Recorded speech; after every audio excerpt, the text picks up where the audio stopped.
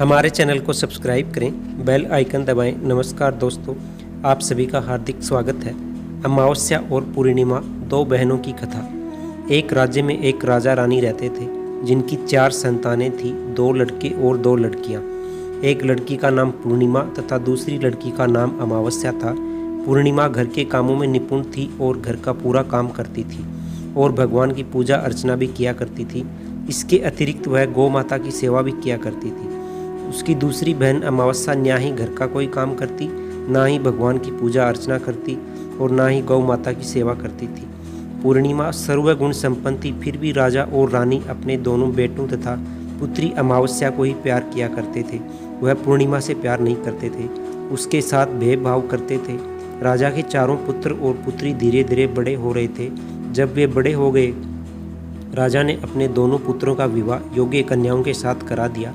इसके बाद रानी ने राजा से कहा कि अब दोनों पुत्री विवाह के योग्य हो गई हैं और इन दोनों का विवाह भी करवा दो।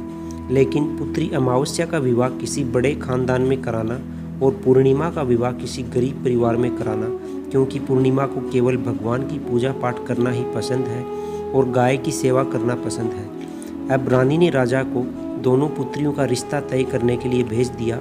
राजा ने अपने पड़ोसी राज्य में जाकर वहाँ के राजा के पुत्र से अमावस्या का रिश्ता तय कर दिया और वहीं पास के गांव में जाकर एक गरीब परिवार के लड़के से पुत्री पूर्णिमा का रिश्ता भी तय कर दिया।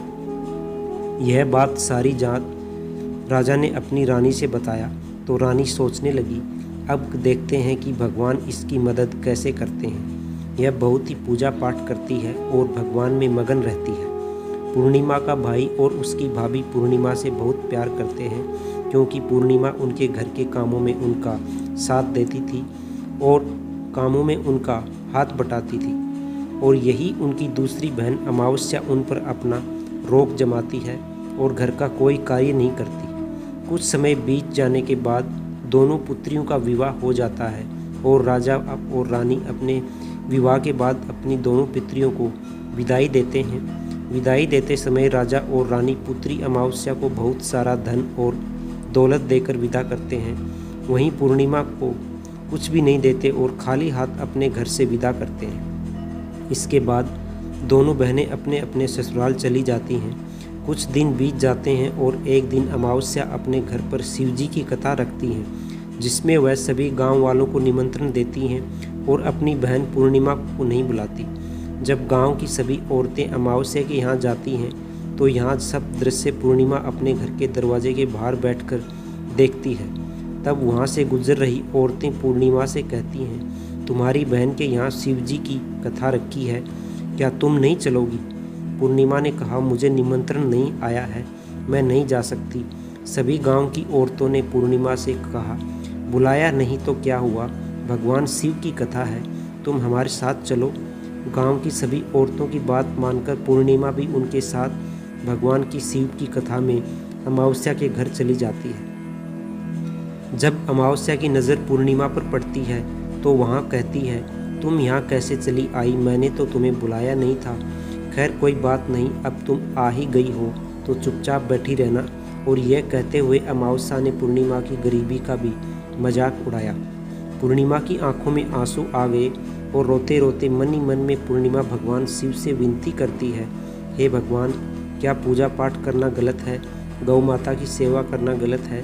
आखिर मेरी गलती क्या है? आप मुझ पर अपनी कृपा दृष्टि कब बनाएंगे? पूर्णिमा बार बार भगवान शिव से यही कहती रहती है। इतने में शिव कथा पूरी हो जाती है और अमावस्या भगवान का प्रसाद बांटने लगती है। वह सभी लोगों को प्रसाद देती है, लेकिन पूर्णिमा को वहाँ प्रसाद नहीं देती। पूर्णिमा बिना प्रसाद के ही अपने घर लौट जाती है। रास्ते में यह सोचते हुए चलती है, यदि उसके बच्चे उससे कथा का प्रसाद मांगेंगे तो वह उन्हें क्या जवाब देगी। उसने सोचा कि वह अपने मायके जाएगी, अपने भाई और भौजाई के यहाँ जाएगी और वहाँ जाते हुए वहाँ बच्चों के लिए कुछ लेकर जाएगी। ऐसा सोचते हुए वहाँ अपने घर वापस लौट आई।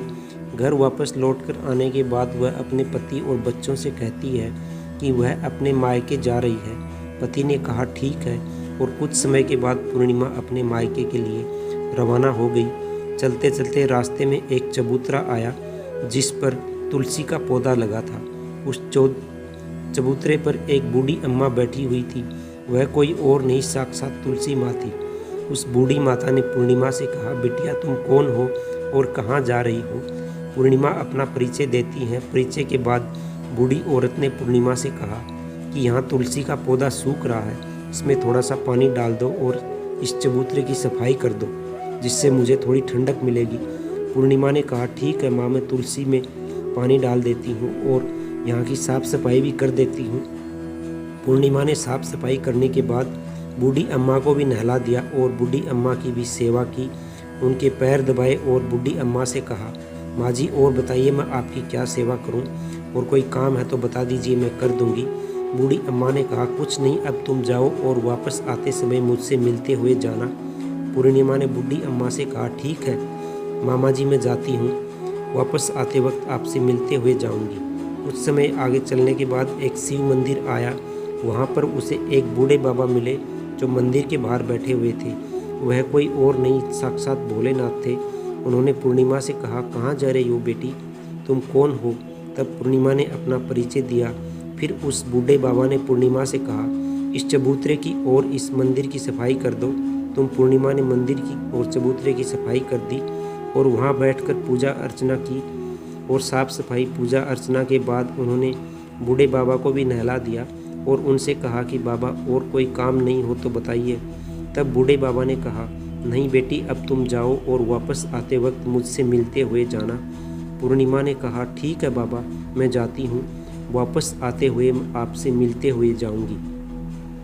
आगे चलते चलते कुछ दूर चलने के बाद पूर्णिमा को एक काली माता का मंदिर दिखा। वहाँ भी एक बूढ़ी अम्मा चबूतरे पर बैठी हुई थी। उस बूढ़ी औरत ने भी पूर्णिमा से कहा कि बेटी तुम कौन हो, कहाँ जा रही हो? तब पूर्णिमा ने उस बूढ़ी औरत को भी अपना परिचय दिया।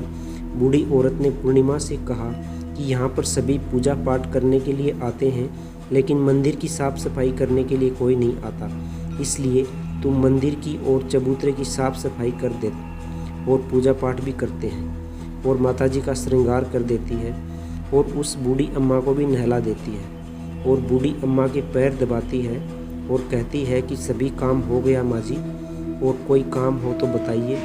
बूढ़ी अम्मा कहती है, नहीं बेटी तुम अब जाओ, लेकिन वापस आते वक्त मुझसे मिलते हुए जाना। पूर्णिमा कहती है, ठीक है, और वह आगे चली जाती है। आगे चलते चलते एक नदी आती है। वहाँ पर भी एक बूढ़ी अम्मा बैठी रहती है और वहाँ कहती है, बेटी तुम कौन हो और कहाँ से आई हो? उसे भी पूर्णिमा अपना परिचय देती है। बूढ़ी औरत पूर्णिमा से कहती है कि नदी पर स्नान करने तो यहाँ सब आते हैं, लेकिन यहाँ की साफ़ सफाई कोई नहीं करता, इसलिए तुम इस किनारे पर साफ़ सफाई कर दो। पूर्णिमा कहती है। दोस्तों, आज का वीडियो यहीं समाप्त करते हैं। मिलते हैं इसके नेक्स्ट पार्ट में, अगले वीडियो में। अगर वीडियो पसंद आए तो लाइक करें, शेयर करें, चैनल को सब्सक्राइब करें, बेल आइकन ज़रूर दबाएं। धन्यवाद। श्री कृष्णा। राधे राधे।